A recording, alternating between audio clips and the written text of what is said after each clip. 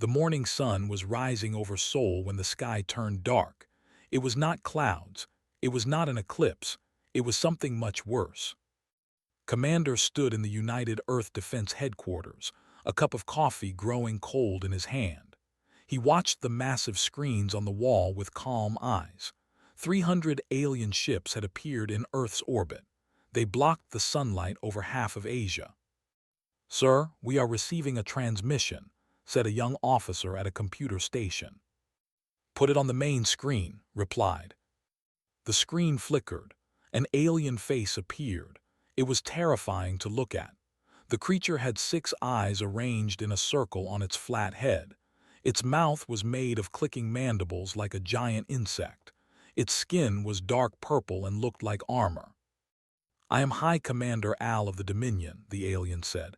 Its voice was harsh and mechanical, translated by some unknown technology. "Your species has been judged. You are weak. You are primitive. You will surrender unconditionally within 72 hours. Took a sip of his cold coffee. "If you do not surrender," Al continued, "we will destroy your cities one by one. We will burn your farms. We will poison your oceans.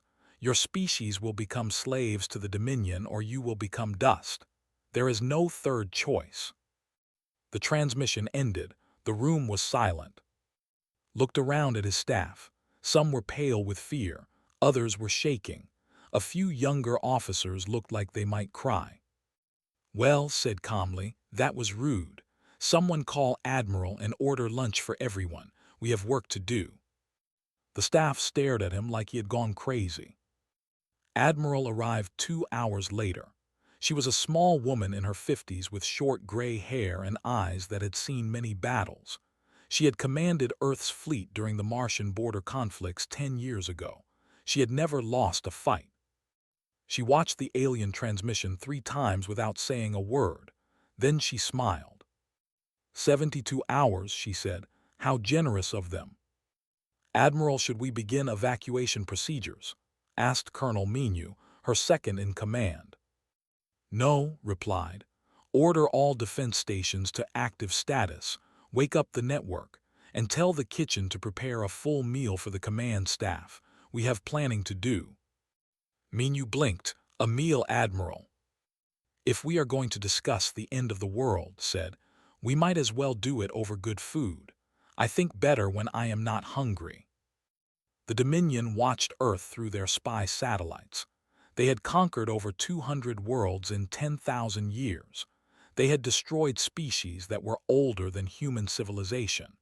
They knew exactly what happened when a primitive world received their ultimatum. There would be panic. Leaders would fight each other for power. Cities would burn as people rioted. The military would collapse as soldiers ran away to protect their families. By the time the 72 hours ended, the planet would be so broken that conquest would be easy. But Earth was not following the pattern. "High Commander," said an analyst named O, "I am seeing something strange." Al walked over to the viewing screen. "What is it?" "The human military is not falling apart. They are organizing. Their ships are moving into defensive formations. Their ground forces are mobilizing." "That is not unusual," Al said. "Some species try to fight at first. They always fail." "That is not the strange part, High Commander." O pointed at another screen. "Look at their command center." The screen showed the inside of the Seoul headquarters. Admiral sat at a large table with her officers. There was a map of the solar system on the wall behind them, but the table was not covered with battle plans. It was covered with food. There were plates of fried chicken, bowls of rice, containers of pickled vegetables, and bottles of soda. The humans were eating and laughing while they pointed at the map and discussed strategy. "What are they doing?" Al asked. "They appear to be having a meal, High Commander." "A meal?" Al's mandibles clicked in confusion. "Their world faces destruction. 300 of our warships hang above their heads, and they are eating." "Yes, High Commander. They have been eating for 2 hours now." Al stared at the screen. In 10,000 years he had never seen anything like this. Species facing the Dominion always reacted the same way. Fear, panic, despair. These emotions were logical, they were correct. But these humans showed none of these things. They were eating fried chicken and laughing. Perhaps they do not understand the danger, Al said finally. Perhaps they are too stupid to feel fear. Perhaps, O agreed, but he did not sound convinced. Back on Earth, Admiral finished her chicken and wiped her hands on a napkin. She looked around the table at her officers. "All right," she said, "let us talk about our guests." "They have 300 ships," said Captain, the diplomatic officer. He was a handsome man in his 30s with a calm voice that never showed emotion. "Our scouts count 50 heavy cruisers, 100 medium destroyers, and 150 support vessels. Their flagship is the size of a small moon." "Weapons?" asked. "Plasma cannons, missile systems, and some kind of energy beam we have not seen before. Based on the power readings, one of their heavy cruisers could destroy a city in a single shot." "And our fleet?" "We have 42 combat ships in the solar system," said Lieutenant, the tactical analyst. She was young but brilliant, with a memory that forgot nothing. 20 near Earth, 15 at Mars, 7 at Titan. "So we are outnumbered 7-1, said. She did not sound worried. "Yes, Admiral." "Good," smiled. "Then it will be a fair fight."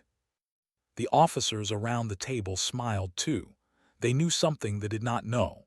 Earth had been preparing for this day for 200 years.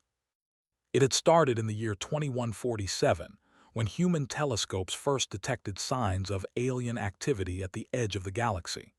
The signals showed massive fleets moving between stars, destroying planets, and enslaving species. Humanity realized they were not alone in the universe. They also realized that the universe was very dangerous.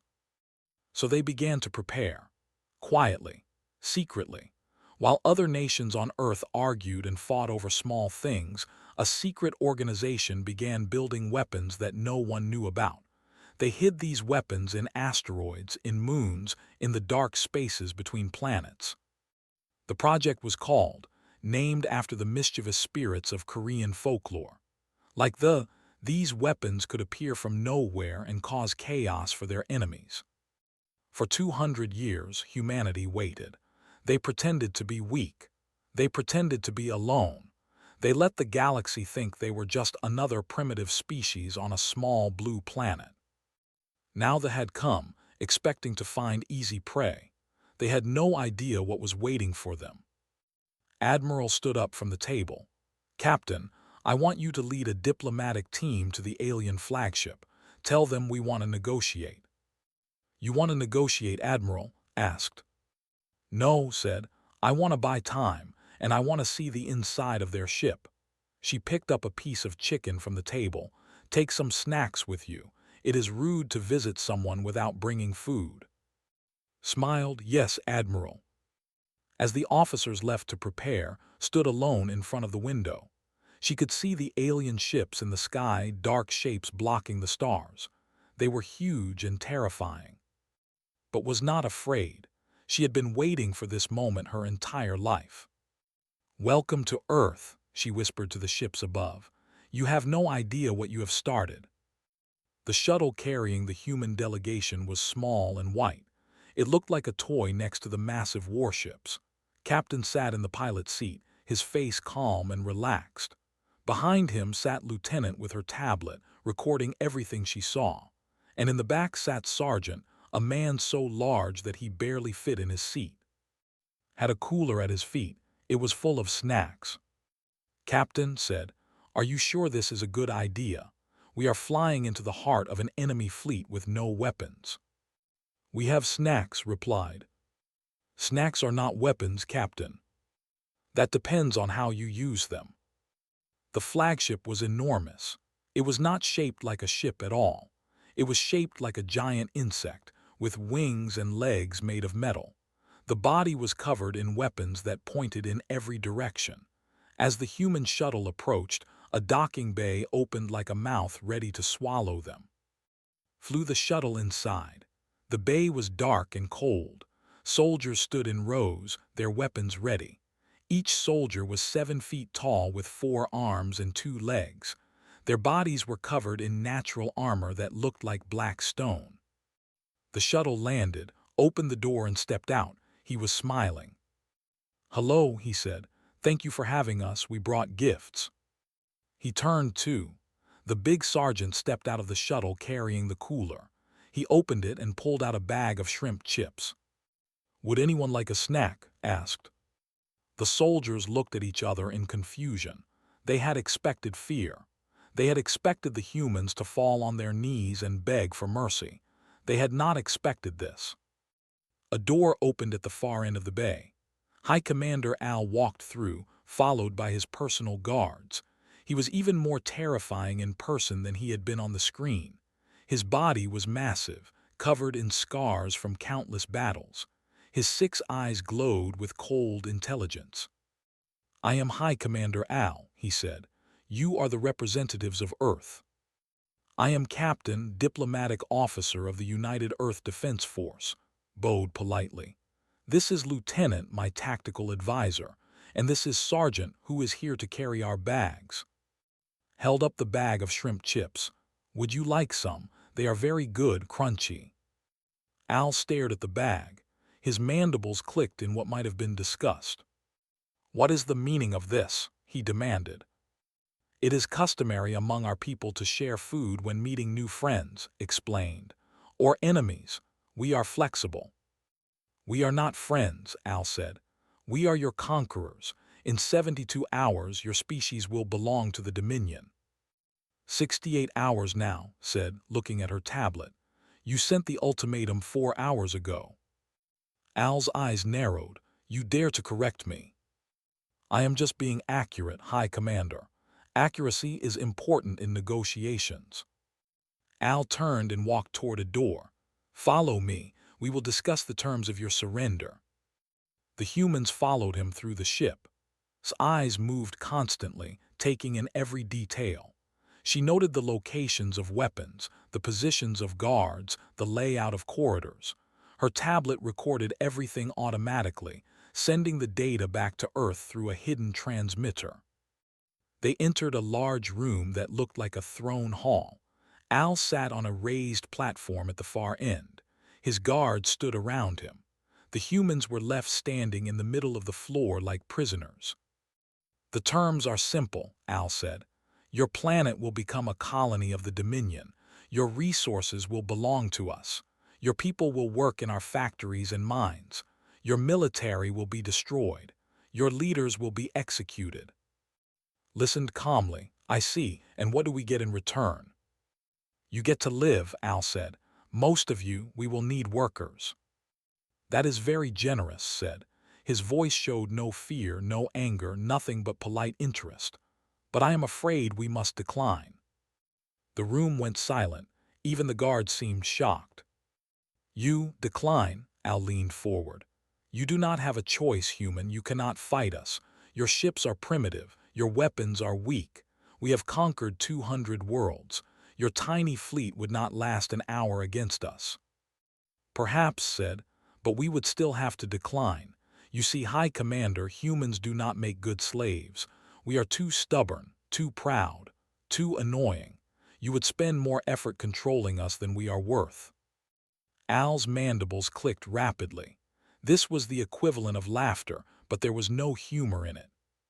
"You think you are funny, human. Let me show you what happens to species who refuse us." A screen appeared on the wall. It showed a planet being destroyed. Ships surrounded it, firing their weapons. Cities burned. Oceans boiled. Billions of creatures died in minutes. "This was Al said. "They refused to surrender. Now they are dust." "Watch the screen." His face did not change. "That is very impressive," he said. "But I notice you needed your entire fleet to destroy them. How many ships did you lose?" Al paused. "What? How many of your ships did they destroy before you killed them?" There was a long silence. Smiled slightly. She already knew the answer. She had done her research. 47 ships, she said. The destroyed 47 warships before their planet was burned. They had no space fleet at all, just ground-based weapons. Al stood up angrily. How do you know this? We have been watching you for a long time, High Commander said. We know about the who destroyed 80 of your ships before they fell. We know about the who took out an entire attack group before you finally broke through their defenses. He stepped closer to Al, his voice still calm and friendly. You are very powerful, High Commander, but you are not unbeatable. Every species you have conquered has taken pieces from you, and we have been preparing for your arrival for 200 years. Al's 6 eyes stared at. For the first time there was something other than arrogance in them. There was curiosity, and perhaps, just perhaps, a tiny bit of concern. You are bluffing, Al said finally. Maybe, agreed. Or maybe we have hidden weapons in every asteroid from here to Jupiter. Maybe we have ships that your sensors cannot see. Maybe we have been pretending to be weak while building the most advanced military force in this sector of the galaxy. He smiled brightly. Or maybe we just like snacks. Would you like to find out which one is true? Behind him opened the cooler again. He pulled out a can of soda and opened it with a loud hiss. He drank it slowly while Al watched in disbelief. You are insane, Al said. That is also possible, agreed. Humans can be a little crazy. It is one of our best qualities. The negotiations continued for 3 more hours. Al demanded total surrender. Politely refused. Al threatened to destroy Earth's moon as a demonstration of power, said that would be unfortunate but would not change their answer. Throughout it all took notes, ate snacks, and smiled. Finally, Al lost his patience. Enough, he shouted. You have wasted my time. Return to your planet.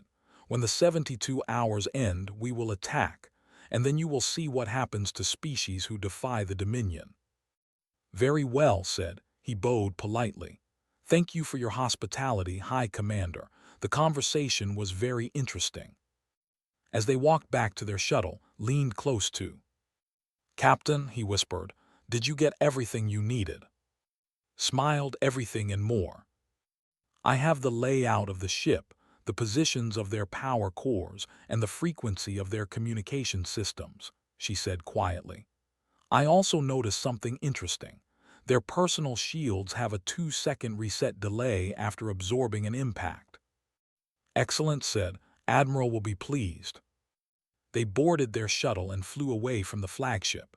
Al watched them go from his throne room, his mandibles clicking thoughtfully. High Commander, said O, do you think they were telling the truth about the hidden weapons? No, Al said. They are primitive creatures. They are trying to frighten us with lies. But as he watched the tiny white shuttle disappear toward Earth, he felt something he had not felt in 1,000 years. He felt doubt. Back on Earth, reported to Admiral. The negotiations failed, he said. They will attack in 64 hours. Good, said. Did you learn anything useful? Handed over her tablet. Everything, Admiral. Their ship layout, their weapons, their shield frequencies, and their communication system. I also planted a device in their docking bay. Raised an eyebrow. What kind of device? A harmonic transmitter, said. Hidden in the snack cooler. When we activate it, it will disrupt their entire communication network. Laughed. You hid a weapon in a cooler full of snacks. It seemed appropriate, said. They never suspected a thing. Looked out the window at the alien ships in the sky. They had 64 hours left. It was time to prepare for war. Well done, she said. Now let us show these aliens what humanity can really do. The clock showed 64 hours remaining. All around the solar system, humanity began to wake up. On Mars, General received his orders at the Red Planet's main military base. He was an old soldier with a face like weathered stone and hands that had seen 100 battles. He read Admiral's message twice, then smiled. Finally, he said, we have been waiting a long time for this. He activated the base-wide communication system. Attention all personnel. This is General. 200 years ago, our ancestors saw the coming. They built weapons and hid them. They trained soldiers and kept them ready. They prepared for a war they knew they would not live to see. He paused, looking out the window at the red Martian landscape. That war is here. In 64 hours, the fleet will attack Earth. Our job is to make sure they regret it. All stations to battle ready. Move. The base exploded into activity. Soldiers ran to their ships. Engineers powered up weapons that had been sleeping for decades. Hidden doors opened in the Martian mountains, revealing missile launchers and energy cannons that no enemy had ever seen. On Titan, Saturn's largest moon, a similar scene played out. Commander led her team into the depths of the frozen moon, where secret factories had been building ships for 100 years. These were not ordinary ships. They were stealth vessels, painted black and covered in materials that absorbed radar and scanner beams. They were invisible. "How many do we have?" asked. 37 stealth fighters and 12 stealth cruisers, her lieutenant replied, all fully armed and ready. "Good, get them in position around Saturn's rings. When the signal comes, we will hit them from behind." Back on Earth, in a secret laboratory under the mountains of Provence, Doctor worked without sleep. She was the lead scientist of project, and the weight of the world rested on her thin shoulders. There was a weapon that seemed impossible.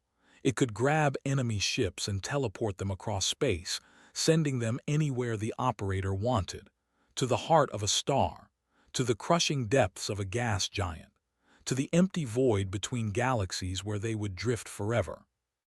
The technology was based on quantum physics that Eve did not fully understand. Her grandmother had started the project. Her mother had continued it, now was finishing it. "Doctor," said her assistant, "the network is fully charged. All 47 stations report ready." Nodded, rubbing her tired eyes. "Run the final test sequence." The laboratory hummed with power. On a screen, 47 dots appeared across the solar system. They were hidden in asteroids, buried in moons, floating in the darkness of space. Each one was a station, waiting to be activated. "Test successful," reported. "Displacement accuracy is 99.7%. "Good enough," said. "Inform Admiral we are ready." Meanwhile, on the orbital defense station, a young engineer named was having trouble sleeping. She sat in the station's small cafeteria at 3 in the morning, eating instant noodles and staring at her computer screen. Was 24 years old, fresh out of engineering school. She had never expected to fight in a war. She had just wanted to build things that helped people. Now she was trapped on a space station with alien ships filling the sky, and she could not sleep. So she did what she always did when she was worried. She worked. She had been studying the ships since they arrived. She had recorded every transmission, every scanner beam, every signal they sent, and she had noticed something strange. "Their communications are weird," she muttered to herself, slurping noodles. "They use a very specific frequency range. Why so narrow?" She ran the numbers through her computer. She adjusted formulas. She tested theories. And slowly, piece by piece, she figured it out. The communication system was efficient but fragile. It was designed to work perfectly under normal conditions. But if someone introduced the right harmonic pattern into that frequency range, the whole system would collapse. Every ship in the fleet would lose contact with every other ship. Their perfect coordination would fall apart. Stared at her screen, instant noodles forgotten. "Oh my God," she whispered. She ran to the command center, her heart pounding. The station commander, a tired woman named Captain, looked up from her console. "Engineer, what is wrong?" "I found something, Captain.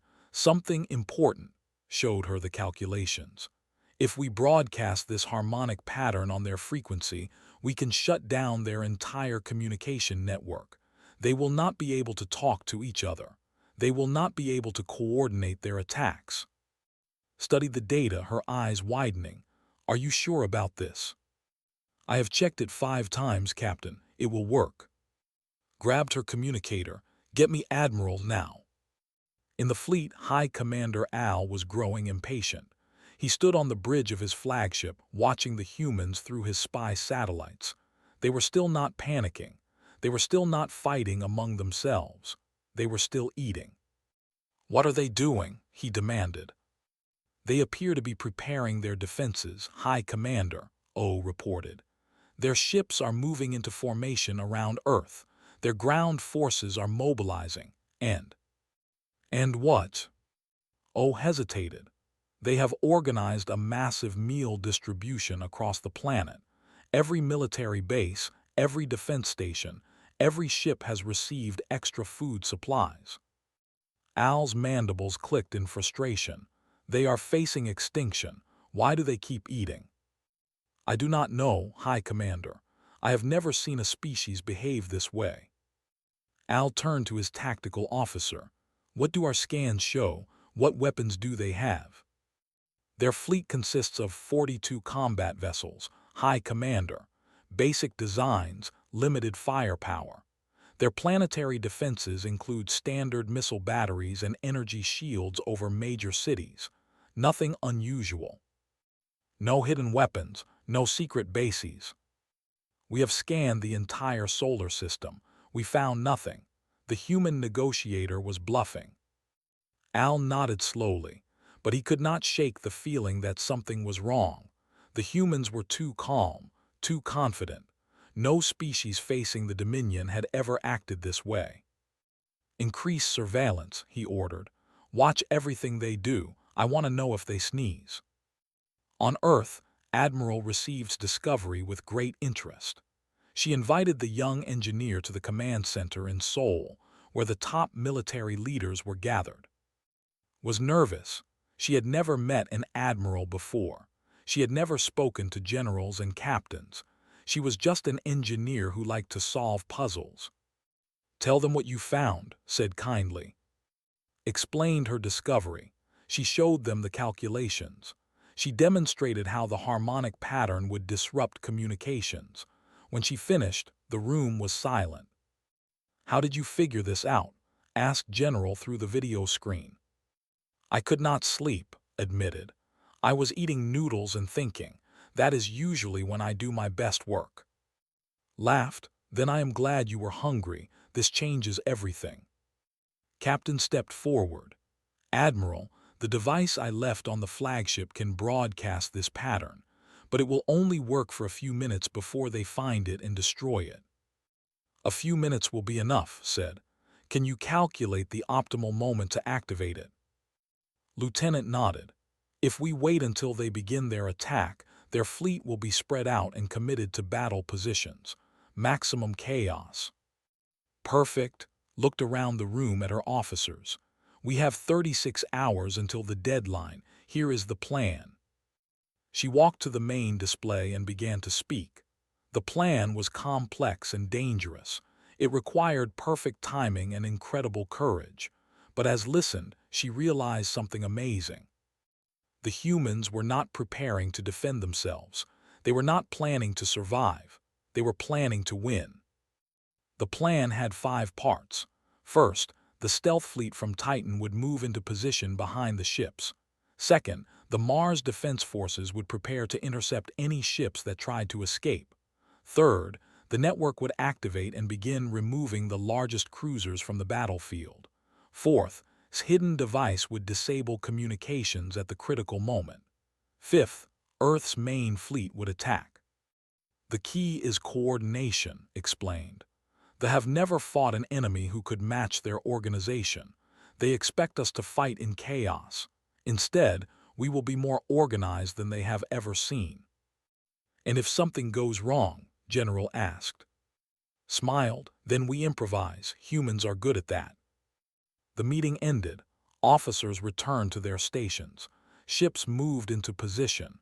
Weapons powered up. And in every base, on every ship, in every station, someone was eating. Returned to the station with new orders.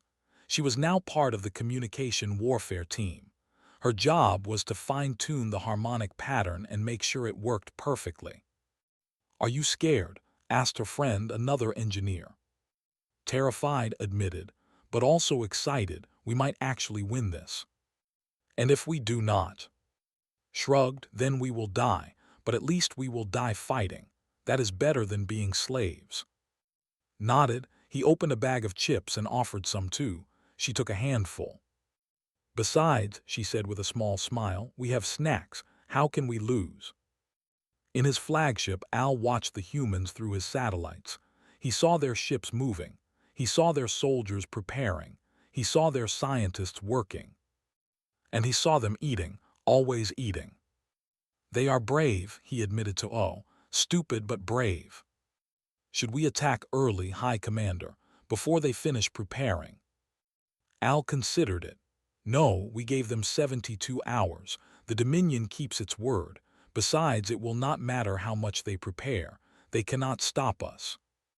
He turned away from the screen. In 12 hours, the deadline would end.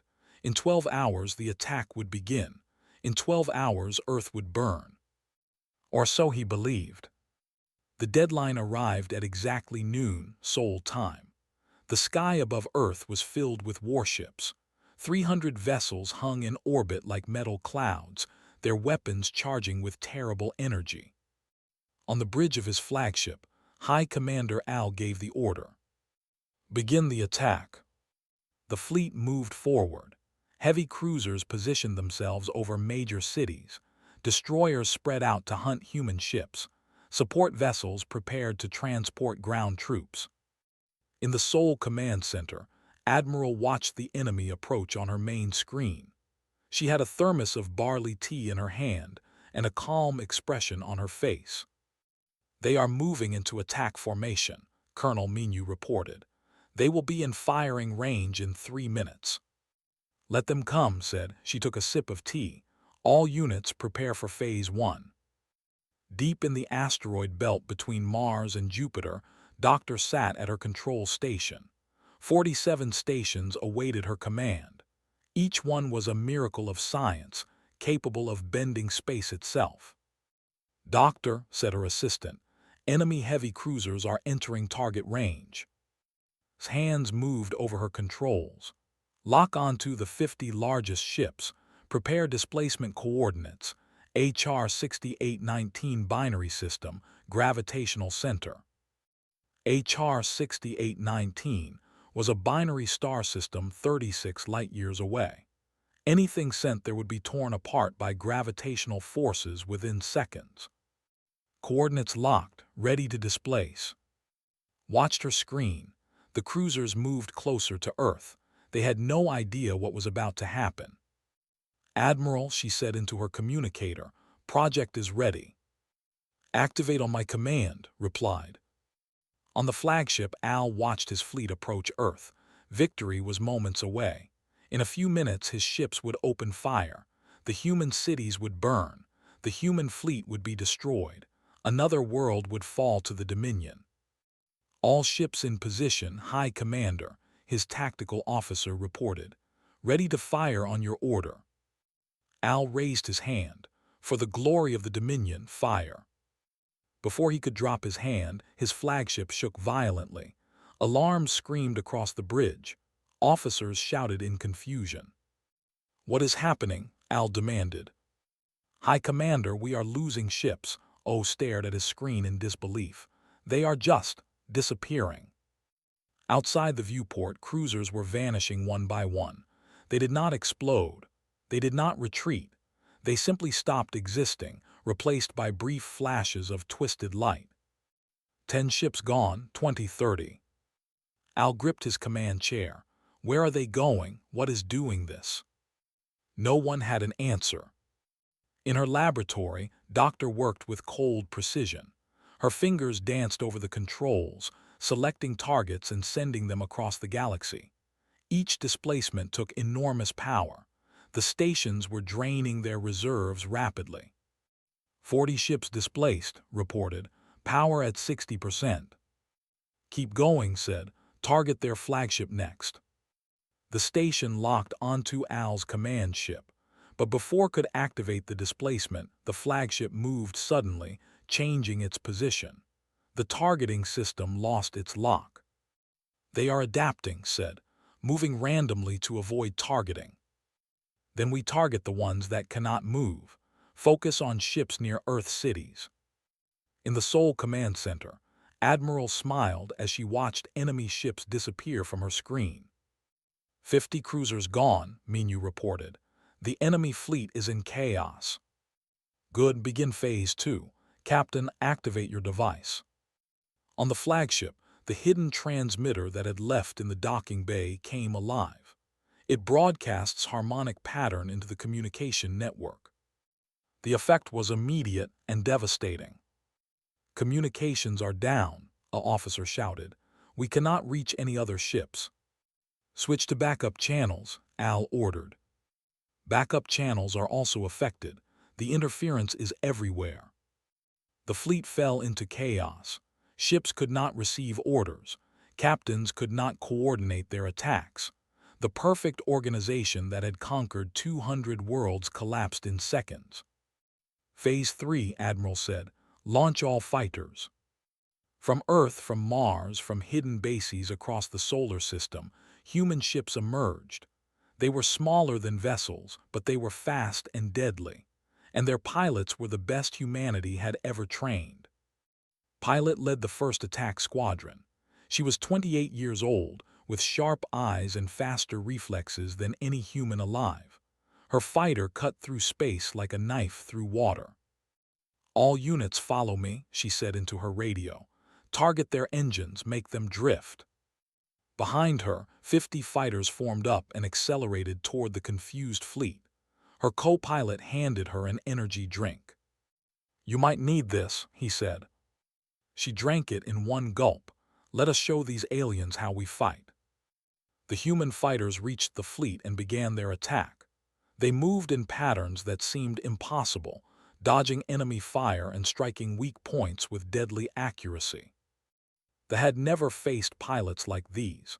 Human bodies could withstand G-forces that would kill most species. Human reaction times were incredibly fast, and humans had been training for this battle their entire lives. I got one, shouted Pilot as a destroyer spun away, its engines destroyed. Focus, commanded. Stay together, watch each other's backs. Meanwhile, the stealth fleet from Titan revealed itself.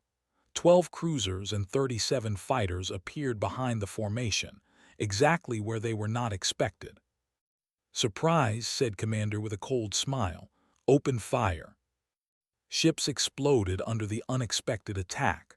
Without communications, they could not warn each other. Without coordination, they could not respond effectively. The hunters had become the hunted. On his flagship, Al watched his fleet being destroyed. Ships vanished into nothing. Ships exploded under human fire. Ships drifted helplessly, their crews unable to receive orders. How is this possible? He whispered. How are they doing this? High Commander, we must retreat, O urged. We are losing too many ships. Retreat, Al turned on his officer with fury. The Dominion does not retreat.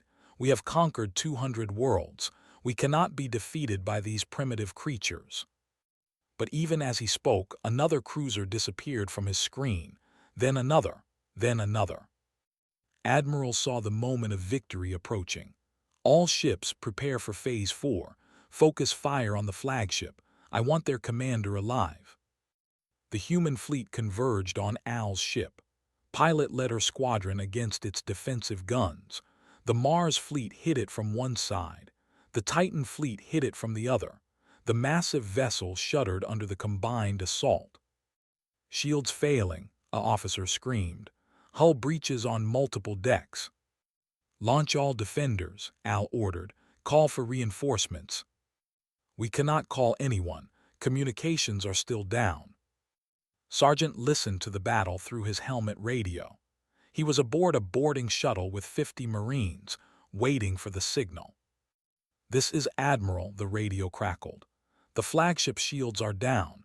Boarding teams, you are clear to engage. Smiled, you heard the Admiral, boys. Time to go visiting. The shuttle accelerated toward the flagship. Enemy fire streaked past, but the pilot was skilled and lucky. They reached the hull and cut through with plasma torches. Was first through the breach. He was a mountain of a man in heavy armor, carrying a rifle that most soldiers could not even lift. Behind him came his team, equally armed and equally dangerous. Soldiers met them in the corridor. The fighting was brutal and close. The aliens were strong with 4 arms and natural armor, but humans were stubborn. Humans did not give up, and humans had been preparing for this fight for 200 years. "Push forward," shouted. "The bridge is this way." They fought through corridor after corridor, took 2 hits to his armor but kept moving. His soldiers fell, but others took their places. Step by step, they advanced. Finally, they reached the bridge doors, set charges and blasted them open. Inside, Al stood alone. His guards lay around him, defeated by the chaos that had consumed his ship. His 6 eyes stared at with a mixture of hatred and disbelief. "You cannot win," Al said. "Even if you capture me, the Dominion will send more ships, more fleets. They will never stop until your species is destroyed." Walked toward him slowly. He reached into his pack and pulled out a chocolate bar. "You gave us 72 hours, he said, tossing the bar to Al. "That was 71 more than we needed." Outside, the battle was ending. The fleet was broken. 150 ships had been displaced by Project.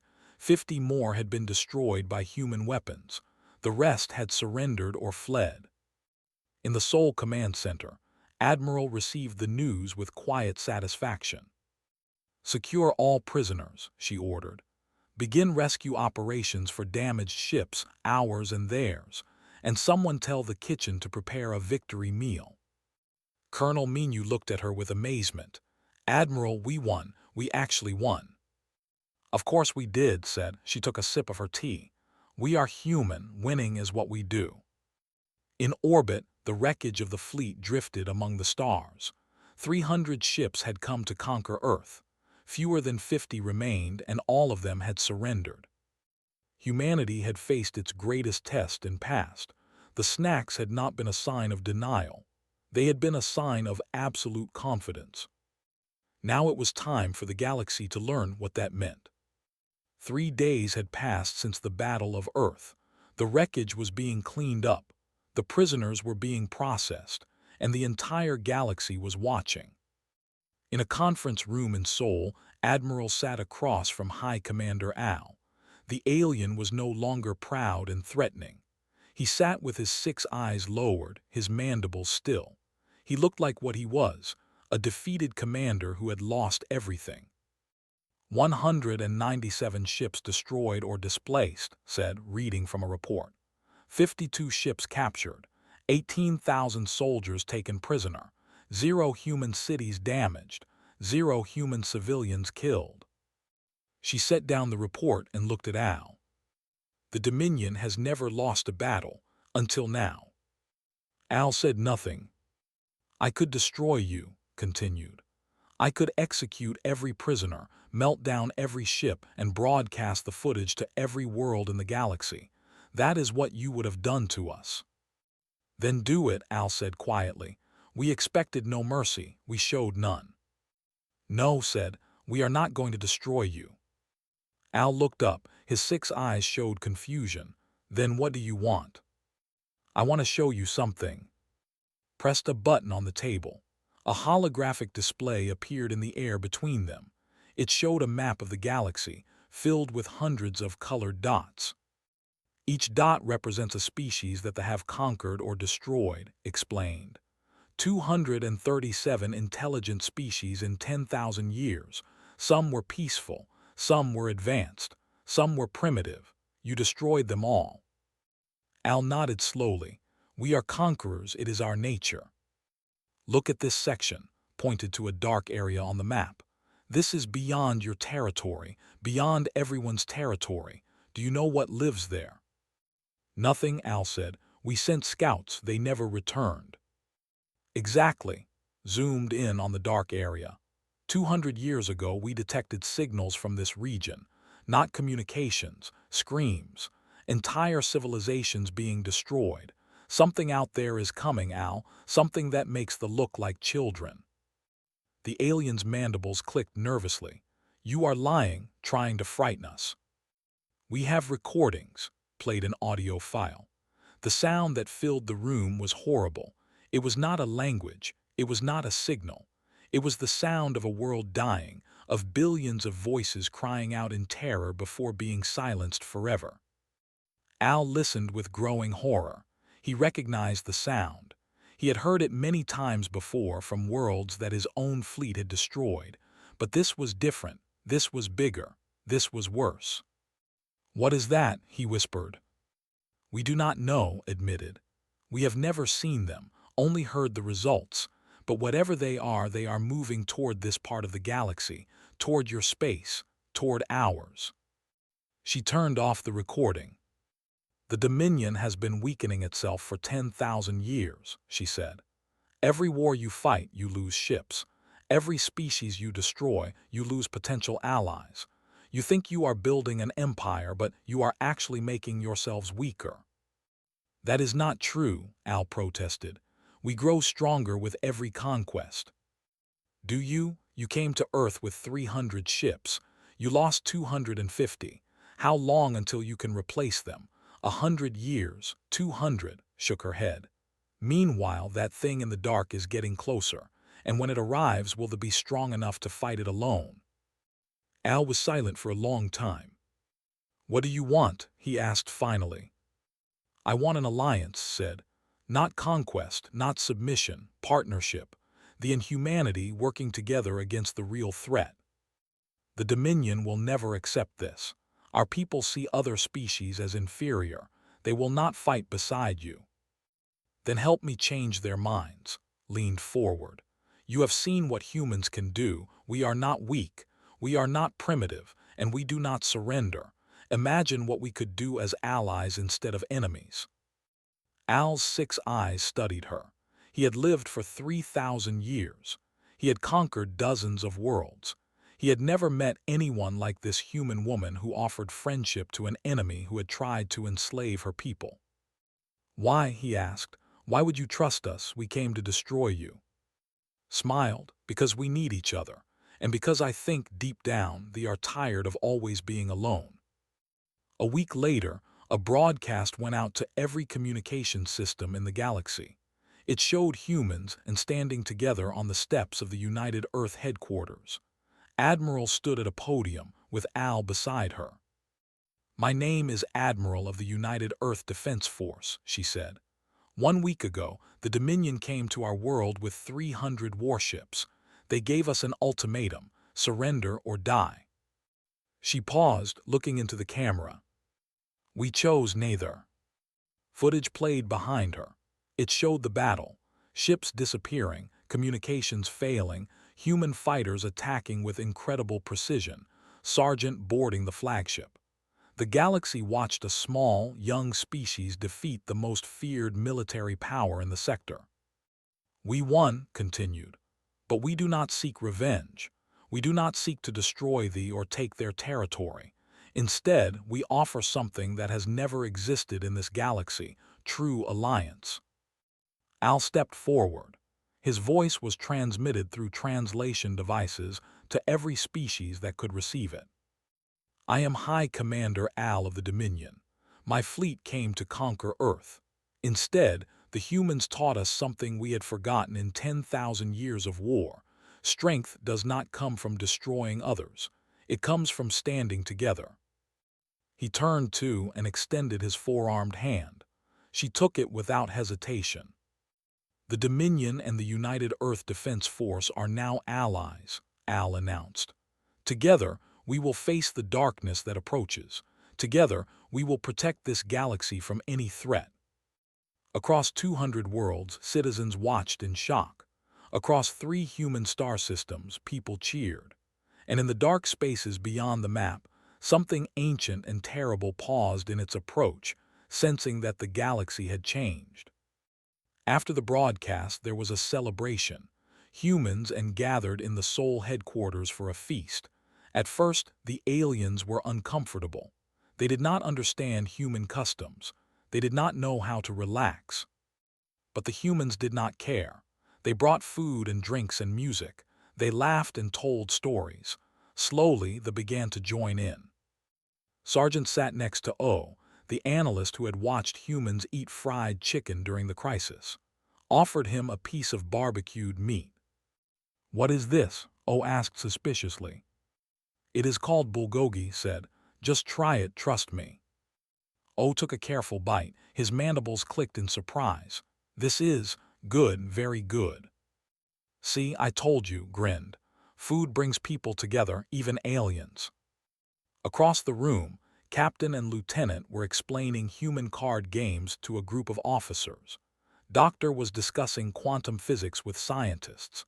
Pilot was demonstrating flight maneuvers using her hands, while young engineer showed technicians how she had discovered their communication weakness. Admiral watched it all from a balcony above. Al stood beside her. "You planned this from the beginning," Al said. "You wanted us to attack so you could defeat us and then make us allies." Shook her head. "We planned to survive. Everything else was improvisation. That is the human way." "Your people are strange, Admiral. You fight like demons but make peace like saints. You prepare for war but hope for friendship. I do not understand you." "That is okay," said. "We do not understand ourselves most of the time, but we keep trying." She looked out at the celebration below. Humans and former enemies sharing food and laughter. It was a small beginning, but it was a beginning. "What happens now?" Al asked. "Now we prepare. The real enemy is still out there. We need to build defenses, train soldiers, develop new weapons, and we need to find more allies," smiled. "There are other species in this galaxy who have been conquered by the. With your help we can reach out to them, show them that things have changed. They will not trust us easily. Then we will earn their trust. It will take time, but we have time." She turned to face him. "The question is, are you ready to change? Can they become protectors instead of conquerors?" Al was quiet for a long moment. He thought about his people, his culture, everything he had known for 3,000 years. Then he thought about the darkness beyond the map, the thing that was coming, the thing that could destroy everything. "I do not know if we can change," he admitted, "but for the first time in my life I want to try." That is all anyone can ask. Below them had convinced O to try kimchi. The mandibles clicked wildly as the spicy fermented vegetables hit his senses, laughed and patted him on the back. "Water," O gasped. "I need water." "Here, try this," handed him a cold drink. "It helps with the spice." O drank desperately. When he finished, he looked at with what might have been respect. "Your food is dangerous," he said. "Wait until you try our coffee." The celebration continued late into the night. Outside the windows, the sky was clear. The ships were gone, either destroyed or converted to the new alliance. Earth was safe. Humanity was safe. But far away in the darkness between galaxies, something stirred. It had heard the broadcast. It had seen the alliance forming, and it was curious. For the first time in a million years, it turned its attention toward this small corner of the galaxy, toward the humans, toward the strange little species that had fought back with weapons hidden in asteroids and harmony patterns discovered over instant noodles. The real battle was still to come, but humanity was no longer alone, and when that darkness finally arrived, it would find something it had never encountered before, a galaxy that was ready. A galaxy that would fight together. A galaxy that, when threatened with extinction, would simply smile, bring snacks, and say, "We can do this all day."